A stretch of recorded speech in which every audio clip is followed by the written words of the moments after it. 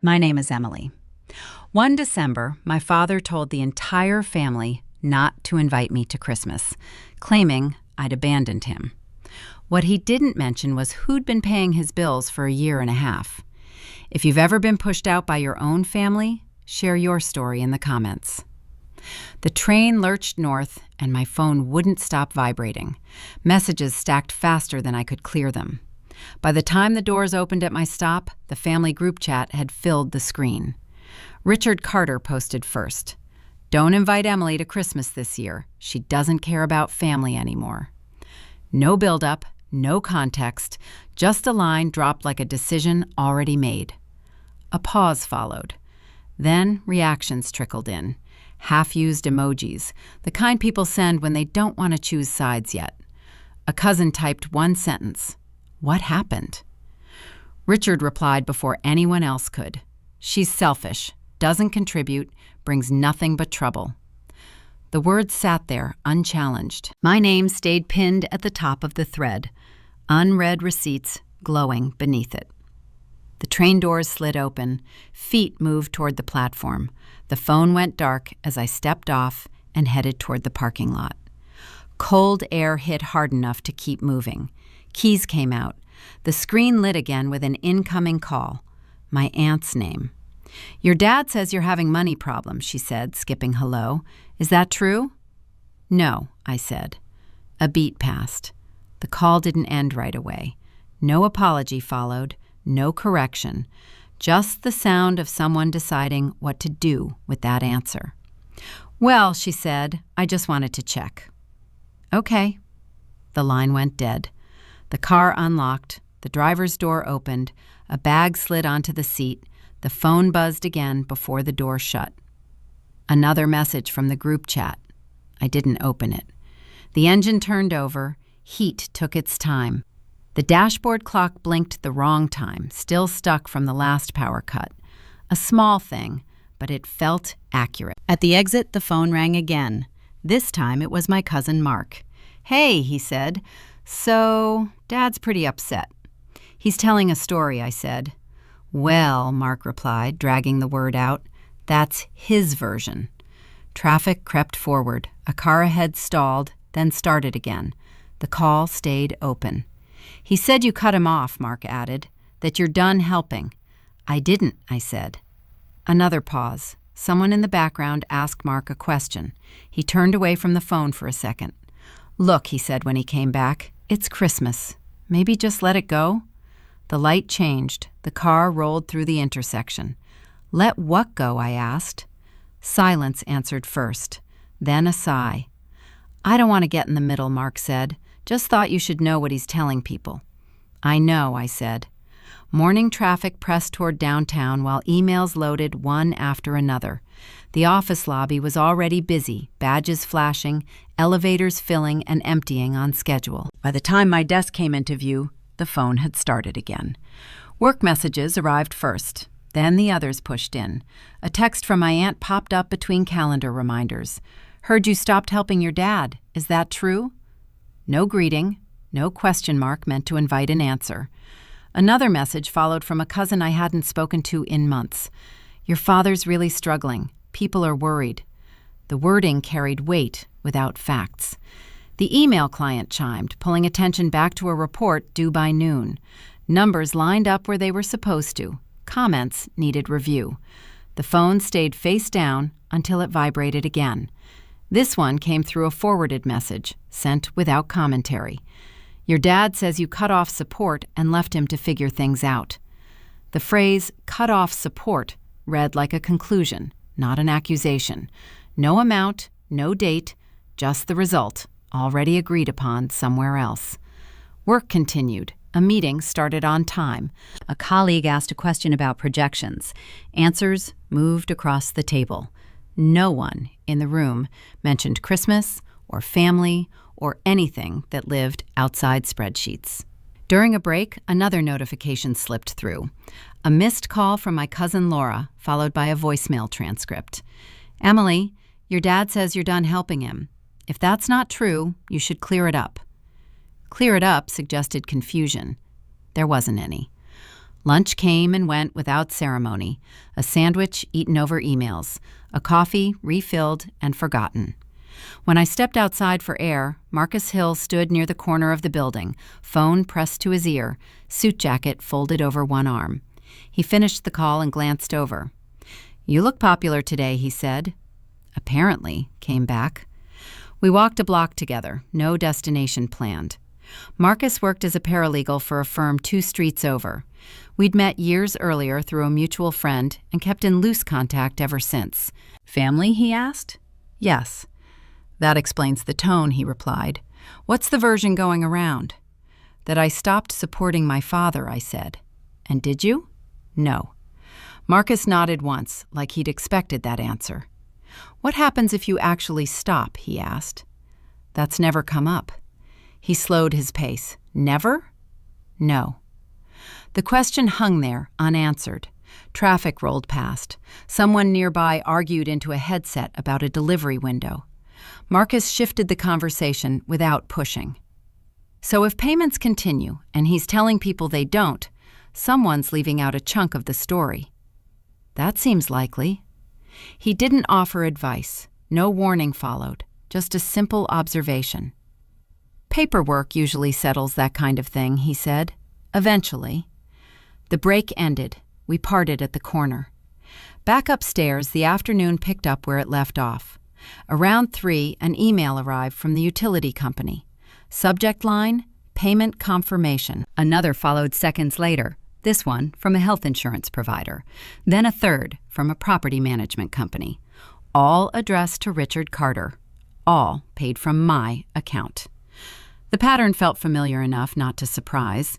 Electricity, water, insurance premiums, monthly housing fees, each one processed automatically, right on time. A 4th notification arrived, this time a pharmacy receipt. The desk phone rang while the inbox refreshed. It was my cousin Ben. "Hey," he said, skipping small talk. "Dad's been calling everyone." "I know." "He says you cut him off." "That's not accurate." "Well," Ben replied, hesitating, "that's what he's saying." "And you're calling to confirm?" "More like, see where you stand." "I'm at work," I said, same as yesterday. Silence stretched long enough to notice. "He's having a rough time," Ben added. "Health stuff, bills." "Those are covered," I said.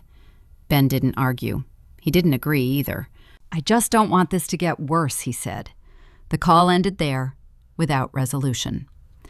The rest of the afternoon passed under routine pressure. Reports sent, approvals logged. A supervisor stopped by with a question about next quarter's numbers. Answers landed cleanly. Near closing time, the bank app pinged with a summary notification. Monthly outflows updated automatically. The total sat higher than expected, steady and unremarkable at the same time. A few taps brought up transaction history. 18 months of payments lined the screen. No gaps, no missed dates. Everything in Richard's name. Everything cleared without delay. Another message slid in from the family group chat while the list loaded. "Dad says he doesn't know how he's going to make it this month." The timing felt precise. The phone stayed in hand as the transaction log scrolled. Dates matched, amounts repeated. A record that didn't argue back or adjust itself to fit a story. The screen dimmed when the office lights flickered for the evening cycle. Files saved. The desk cleared. Jacket on. Before shutting down for the day, the banking app refreshed once more. The last payment posted cleanly. 18 months, stacked in rows, waiting to be read. The printer on the 4th floor jammed halfway through the 2nd page. Paper curled, paused, then slid out again. I waited until the tray filled, gathered the stack, and stapled it once at the corner. The pages felt heavier than they should have. Electric, water, insurance, pharmacy, housing fees.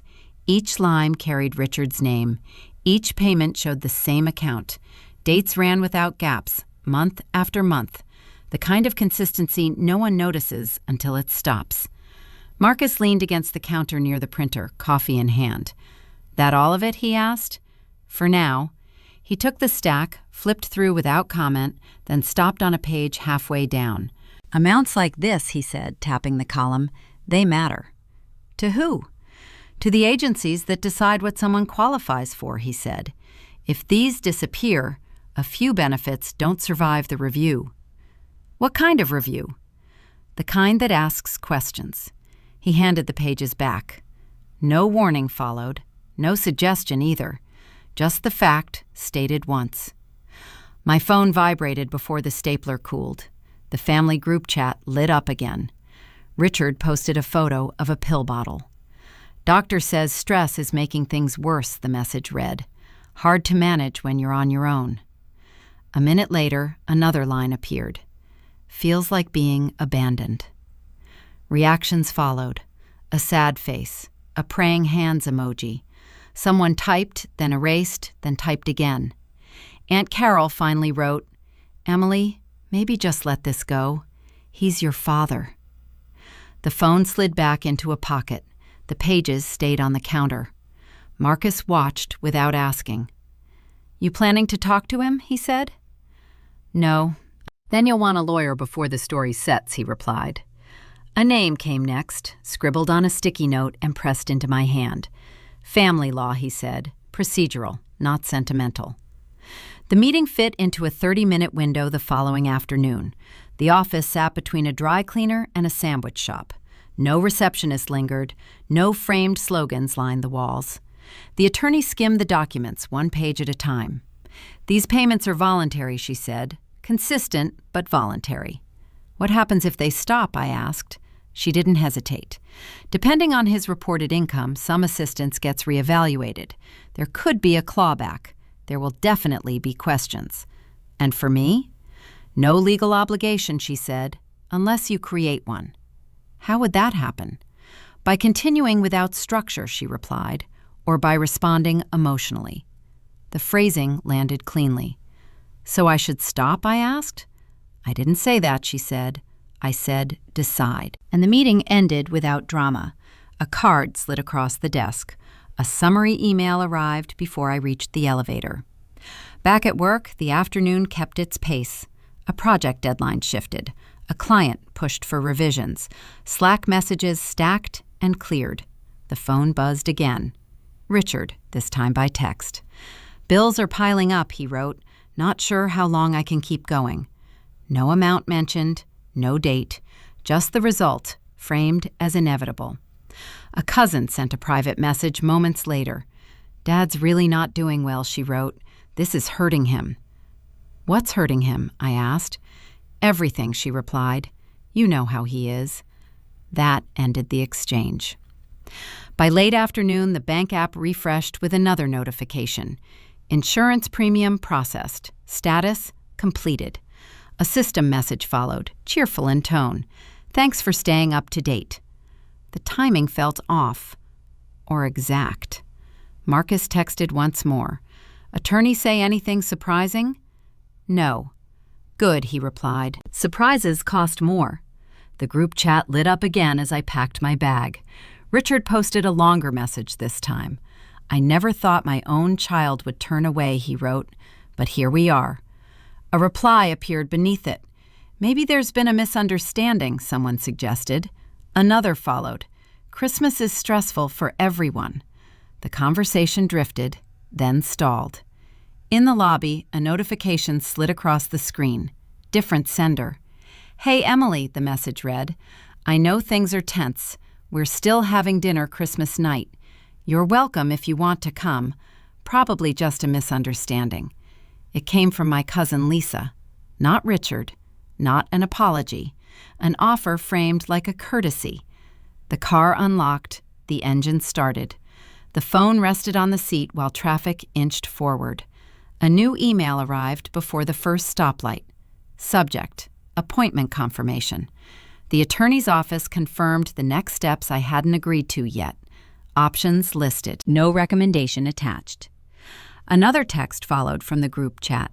Dad says he doesn't want a scene, someone wrote. He just wants peace. Peace arrived packaged as silence, paid for monthly.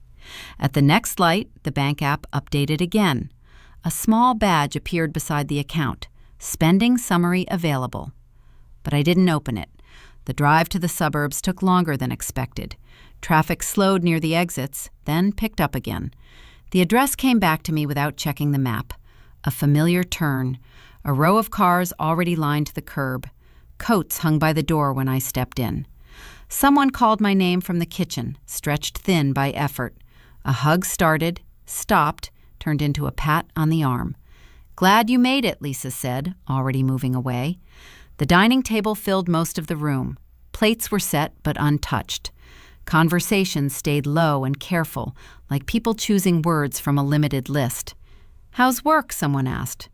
"Busy," I said. "That's good," another voice added, quick to agree. Eyes moved on. A chair scraped. Glasses clinked without intention. Richard arrived late, loud enough to announce himself before anyone turned. He didn't look at me right away. His coat stayed on.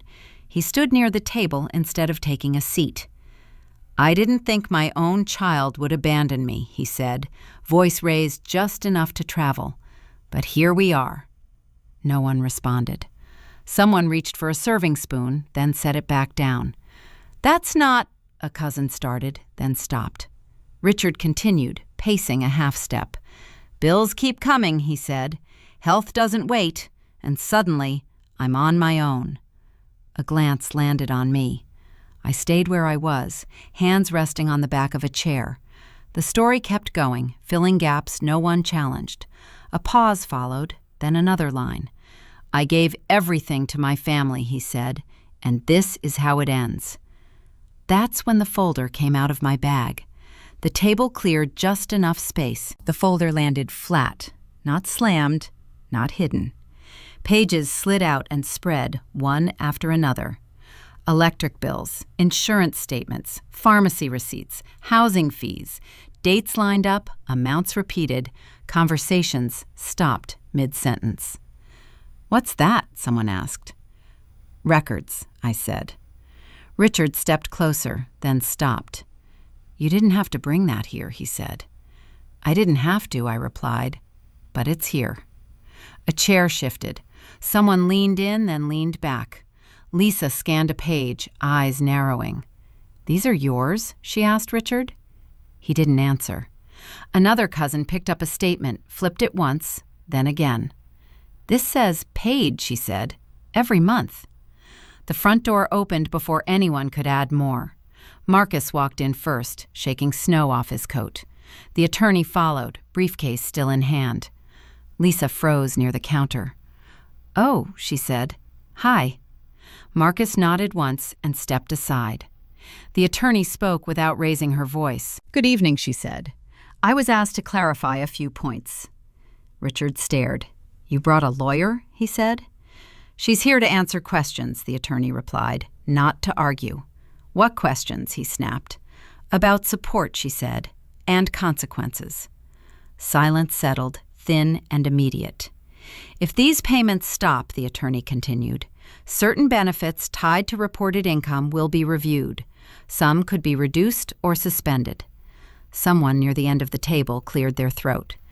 "So," a cousin asked, barely audible, "the money, it's real?" "There are receipts," the attorney said, "and bank records." Her tone stayed even, the kind used for explaining forms. Richard's shoulders dropped. Then he laughed once, sharp and short. "So you're trying to scare me now," he said. "No," the attorney replied, "just explaining the process." He turned toward me. "You could have handled this privately," he said. "You didn't have to embarrass me." "This conversation started publicly," I said. "That's not the point," he shot back. Tears followed without warning. His voice broke mid-sentence, then again. "I don't deserve this," he said, "after everything." No one reached for him. No one spoke. Aunt Carol wiped her hands on a napkin. "Richard," she said, "why didn't you tell us she was paying all this?" He didn't answer. He looked at the table instead. The attorney closed her briefcase. "If there are no further questions," she said, "we'll step out." Marcus nodded to me. No signal needed. Chairs scraped as people stood, unsure whether to follow or stay seated. Someone mumbled an apology that didn't land anywhere. I pushed my chair back. "Merry Christmas," I said. The phone started ringing before the work week settled back into place. One call dropped, another came through. Richard didn't leave messages at first. He didn't need to. By the third attempt, I answered. "So," he said. No greeting. "How far are you planning to take this?" Nothing followed that could be mistaken for an apology. No acknowledgement of the dinner, no mention of the paperwork. "I'm working," I said. "That wasn't an answer," he replied. "You trying to ruin me?" The call ended before anything else landed. Messages followed instead. Photos appeared one by one. A hospital wristband, a prescription slip, a bill folded to show the total, not the name. "Doctor says things aren't great," one text read. Another came minutes later. "Not sure how much time I've got." The phrasing stayed vague. No dates, no details, just urgency without substance. Payments still went out. Electricity cleared, insurance processed, pharmacy charges posted. The bank app sent its usual confirmation. Payment successful. The system sounded cheerful about it. Family reactions split fast. A few people stopped texting altogether. Others picked sides loudly. "You embarrassed him," an aunt wrote. "That wasn't necessary." A cousin sent a longer message, carefully worded. "You could have handled it privately. Now everyone's uncomfortable." Uncomfortable had replaced inaccurate. At lunch, Marcus met me near his office. He didn't sit. "You still paying everything?" he asked. "Yes." "And responding?" "No." "That's a problem," he said. "How?" "From the outside," he replied, "it looks like acceptance. No agreement, no structure, full responsibility." "I'm not agreeing to anything." "Paper doesn't care what you intend," he said. "It cares what you do." That afternoon, Richard tried again, this time with a voicemail.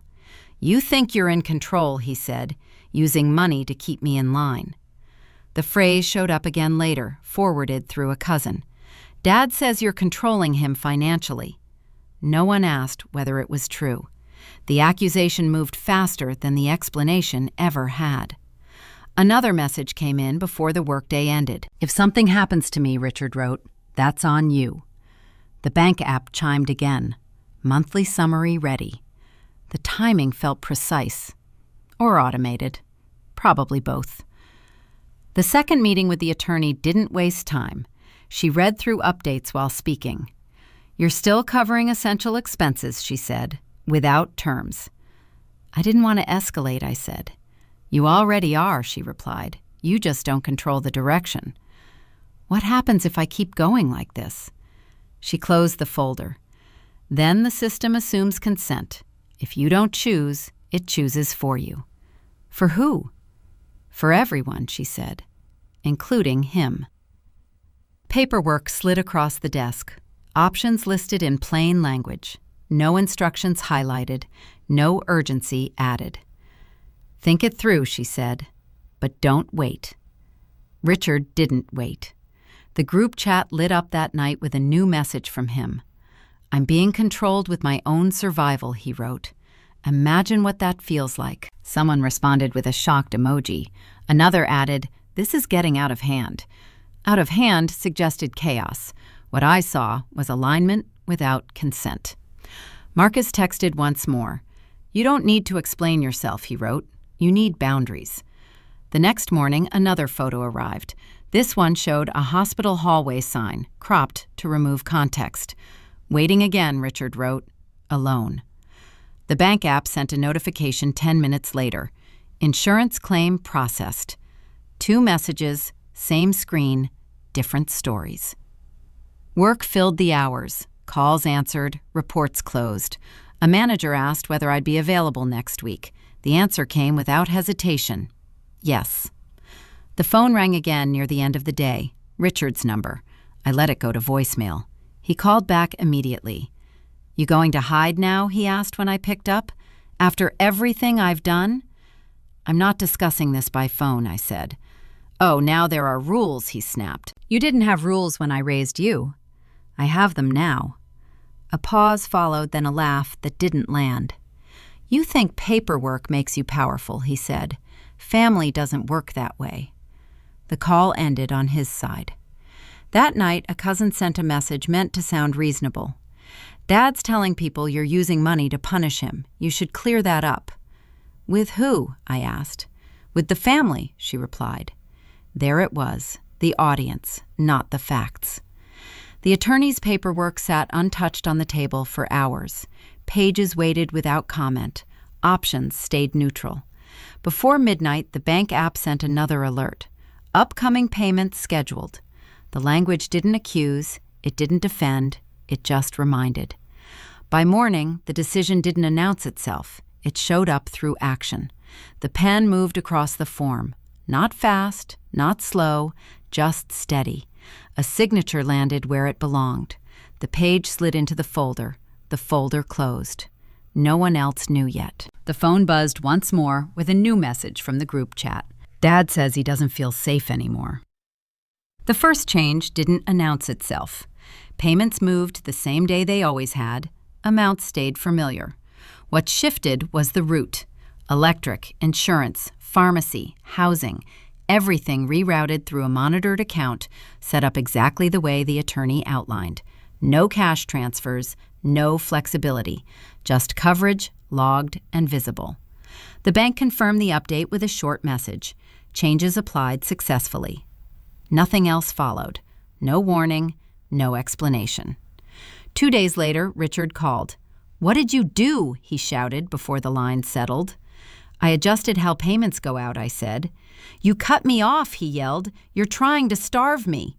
"That's not accurate." "Don't lie to me," he snapped. "My benefits are being reviewed. People are asking questions." "They ask when numbers change," I said. "I didn't ask for this," he said. "You're pushing me into a corner."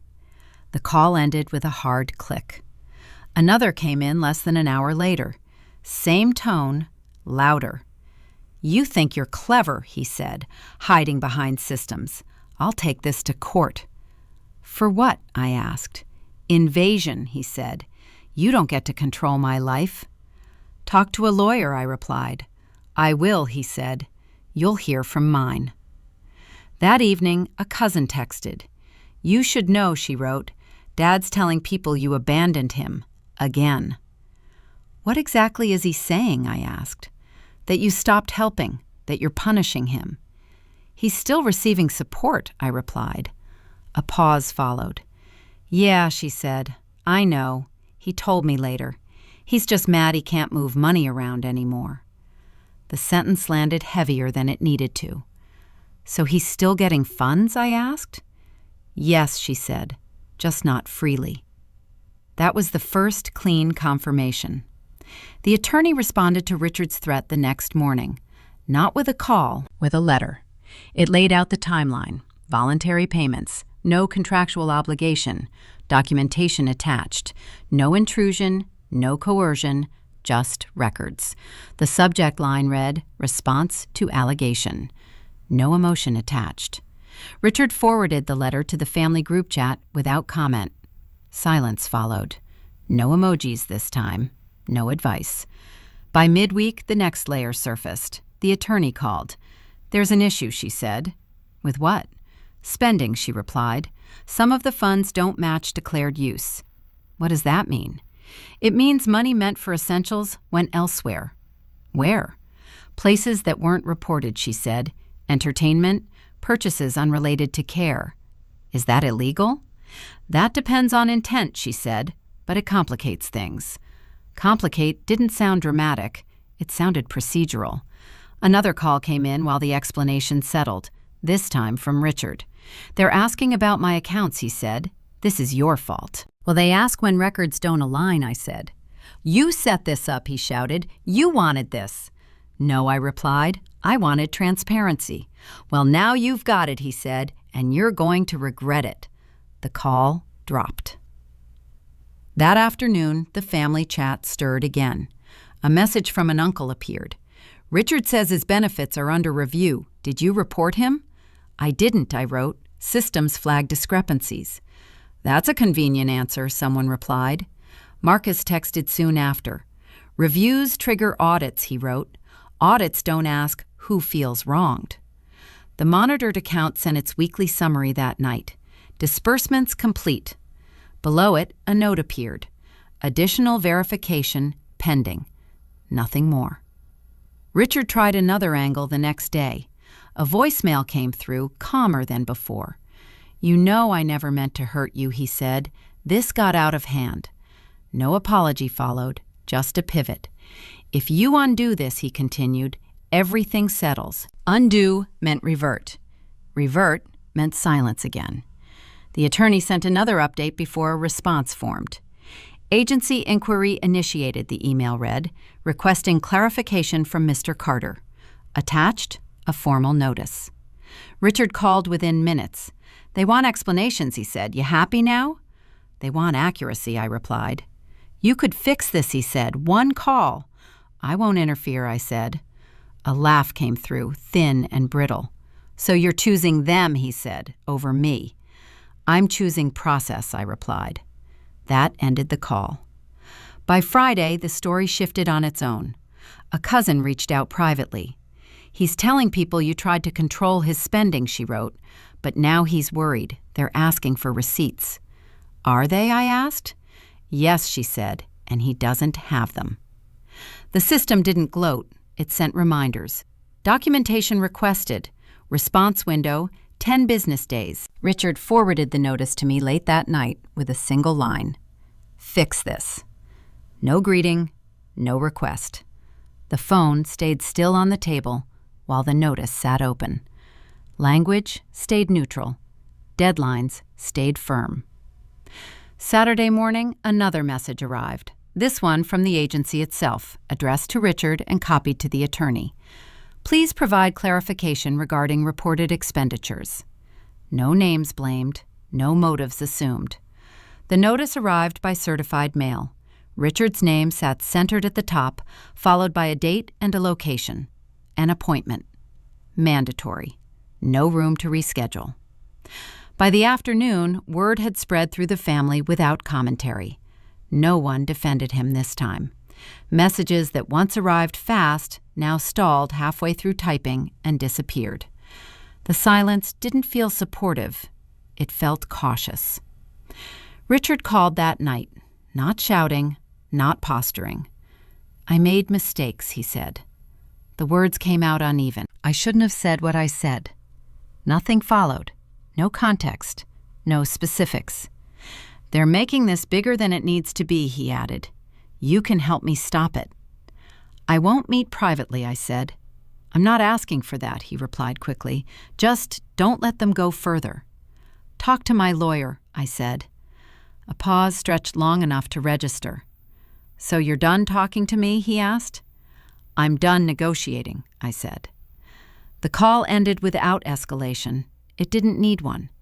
2 days later, the agency's update arrived. Short, procedural. Benefits temporarily suspended pending review. No blame attached, no explanation offered beyond process. Richard reacted immediately. A voicemail came through, breathless. "They stopped it," he said. "Everything. You see what you've done?" A second message followed, calmer. "If you call them, this can be fixed." The attorney responded before I did. A reply went out within the hour, formal and direct. All communication should proceed through counsel. That line did more than any argument ever had. Family contact thinned. An aunt sent a message asking how work was going. A cousin asked if I'd seen a movie they recommended last month. No one mentioned Richard by name. Marcus met me near his office after work. He held a folder but didn't open it. "This part moves fast," he said. "Once reviews start, they don't pause for family meetings." "What should I expect?" I asked. "Clawbacks," he said. "Repayments. Maybe more questions." "And me?" "You step back," he replied. "Fully." Forms followed. Simple boxes. Clear language. Voluntary assistance termination. Financial responsibility release. Each page required a signature. No drama built into the margins. Richard tried again that weekend. A text this time. "I shouldn't have pushed," he wrote. "You know I didn't mean to hurt you." A second line came in right after. "Please don't let them take everything." The words arrived softer than before, but the request stayed the same. The attorney advised against responding. Anything you say can be framed as leverage, she said. Let the system finish its work. Monday brought another notice, this one longer. Repayment required for misallocated funds. Amounts listed, dates aligned. The language didn't accuse, it itemized. Richard didn't call right away. When he did, the voice sounded smaller. They're asking about receipts, he said, from months ago. That's standard, I replied. I don't have them, he said. That's also standard, I said. Silence followed, not tactical, just empty. By midweek, the ripple reached further. A mutual friend of Richard's stopped by my place of work to say hello, then hesitated. He's having a rough time, she said. I know, I replied. She nodded and changed the subject. The shift felt deliberate. Messages from the family slowed to logistics only. Schedules, birthdays, nothing that asked for intervention. Marcus emailed confirmation the next day. Documents filed, you're released from non-essential obligations. Attached, a stamped copy. The power shift didn't announce itself. It showed up through absence. No calls demanding explanations, no forwarded accusations. The story moved without my participation. Richard tried once more late in the evening. They say I might owe money back, he said. Can you help me understand this? You have a caseworker, I said. They don't listen. They will, I replied. They just don't negotiate. A short laugh came through, brittle and tired. You always trusted paperwork, he said. I trust records, I replied. The line went dead. Friday afternoon, a final envelope arrived, this one addressed to me. Confirmation of release. The letter stated in plain language that I held no further financial responsibility regarding Richard's accounts, benefits, or reported expenses.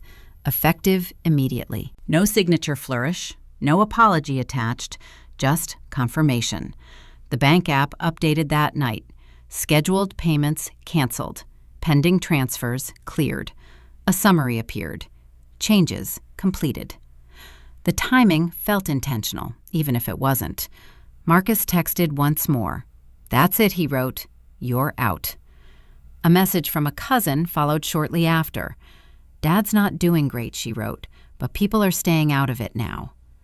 Staying out of it sounded like relief.